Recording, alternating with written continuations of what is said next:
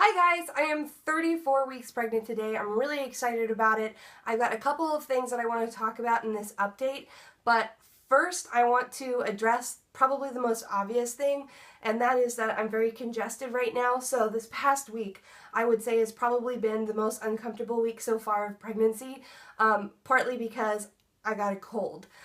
This whole time I've been trying so hard not to get sick because one, it affects my blood sugars when I get sick, and two, you just don't want to be sick and pregnant at the same time because it sucks. Like, it's worse. It feels crappier being sick when you're also super pregnant. So, I'm grateful I made it this far, but I guess it had to happen to me at some point. I'm not sure how I caught the cold. But about a week ago, I woke up and I was just, phlegmy, and then I got a headache, my throat started hurting, and I just knew, I was like, crap, I got a cold. And the way I approached it was to do everything that I could immediately, like natural things I could do to prevent the cold from getting worse. So I immediately started saline, like an intensive regimen of using saline to try to keep my sinus passages like moist and clear and moving. I sat over steam, like breathed in a lot of steam to get some humidity in there. I made homemade chicken soup, which I've been happily eating, and that always makes me feel a lot better. And I'm able to make it myself, so I can make sure it's really low carb and just control all the ingredients that go into it. So I've been doing that. I got these sugar-free lozenges that have been really good for my throat. And anyway, the only thing I have to say about that is that it's uncomfortable being this pregnant, being 8 months pregnant.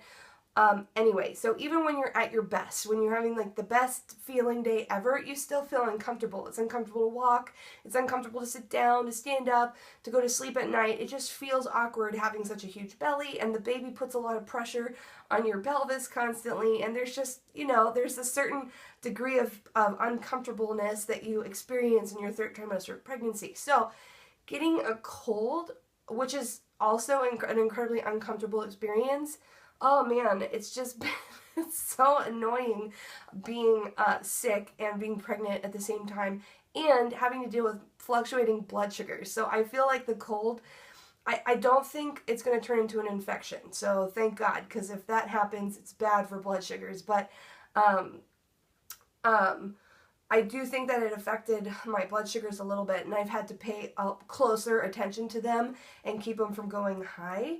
I don't know if that happens to any of you out there, but yeah, I feel like my blood sugars were a little funky this week due to the cold. So yeah, it just hasn't been fun, and I am glad that I can say that I think the worst is over, and although I still sound really congested, I definitely am feeling better, and I'm on the mend, so thank God. So the other thing I want to talk about is that I had my first non-stress test this week. That is something that I can expect from now until the end of my pregnancy because I'm a type 1 diabetic, so I'm considered high risk. And so I'm starting out with one a week. I had one this week, I'll have one next week, and then once I get to 36 weeks, it'll become twice weekly. So this first one that I did, they basically just, they put 2 monitors on your belly. They strap these 2 monitors. One of them records uterine contractions, and the other one records the heartbeat of the baby. And the point of the non-stress test is to see if the baby is reactive, if the heartbeat is reactive. So what that means is they watch the baby's heartbeat for about 10 minutes to get a baseline. Okay, what is this baby's baseline heart rate? And then the next 10 minutes of the test, they record that they want to see that when the baby moves, so when it's active, there's an increase in the heart rate, and that the increase sustains itself for a certain amount of time. So what they were wanting to see was at least 2 times where when the baby moved, the heart rate would go up and then stay up and then come back down again. Well, my baby performed excellently on her first NST. My husband caught a little bit on camera just so you can see what the setup looked like, and I'll insert a little clip of that right here.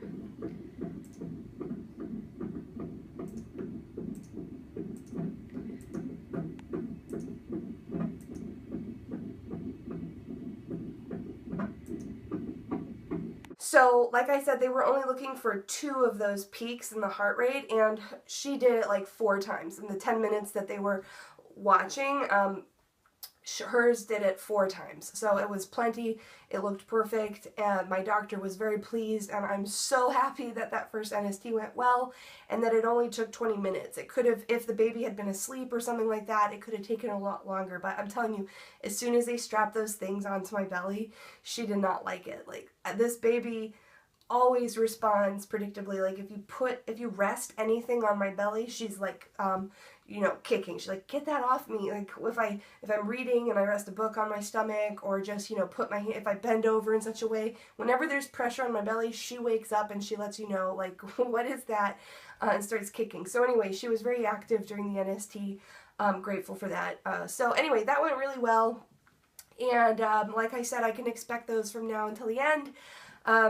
So I assume that they will become pretty normal for me soon, and I won't really have a lot to report. But yeah, in 2 weeks' time, when I'm 36 weeks pregnant, the doctor ordered a ultrasound to look at my placenta, make sure that that's all groovy, and then also get an estimate of the baby's size to see if she's growing large, because that's one of the risks of a diabetic pregnancy, is that you can have large babies. So she's wanting to get an estimate of the baby size, see how her growing is going, and then also take a look at the placenta, because that's another complication that can happen from diabetes, is that your placenta can start failing. So that's also the reason for the weekly NSTs, is to make sure your placenta is still okay and that the baby's getting enough oxygen and all the nutrients that it needs. So that was pretty much it for the medical side of things. One other thing that I want to mention happened this week that was new for the first time in this pregnancy, is that I actually had a night where I was a little scared that maybe I was experiencing some preterm labor. I wasn't sure because nothing like that had happened before, but I woke up in excruciating pain. When I say excruciating, what I mean is a lot of pain. I woke up in a lot of pain, sort of in my pelvis region and my lower back, like all around there. It kind of felt like severe menstrual cramps, and it was constant. It wasn't coming and going, so it wasn't like contractions where you feel it and then it stops and then it comes back again. It was just a constant pain. And I got up, I used the bathroom, emptied my bladder to see if that would help. I tried different positions. I was just in so much pain and I didn't know what was going on. Anyway, I got back to bed. I tried to sit, find a comfortable position. My husband woke up, to the commotion, and he's like, "What's going on? Are you okay?" And he reminded me, he's like, "Why don't you go get that handout that they gave us in class about signs of preterm labor? Let's see, what it says on there." And so we got this little handout that they had given us, and it gave us some ideas for what to do. Empty your bladder, drink 4 large glasses of water. It says to time contractions. And so we did that, and it gave us something to try. And I think even just after drinking the water, I felt so much better. And suddenly, I got into a certain position where I was sitting up in bed. I was sitting upright, and the pain stopped. So that was a good sign. The pain stopped. I drank the water.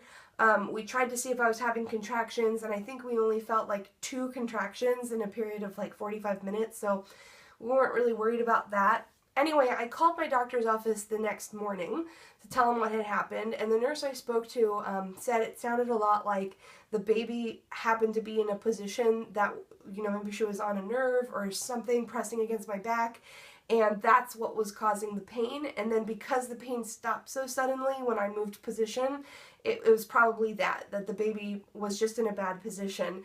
And yeah, so nothing came of it, but I just wanted to tell that story quickly because it was a learning experience for me to know that in late pregnancy, you can have experiences where you experience pain, and it doesn't mean you're in labor. It doesn't mean that you have to go to the hospital. It doesn't, necessarily mean that the baby's coming.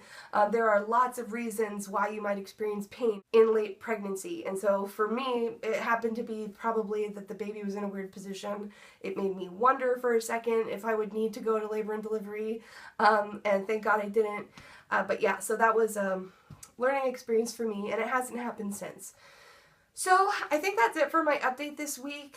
I will go ahead and just end with my 34-week belly.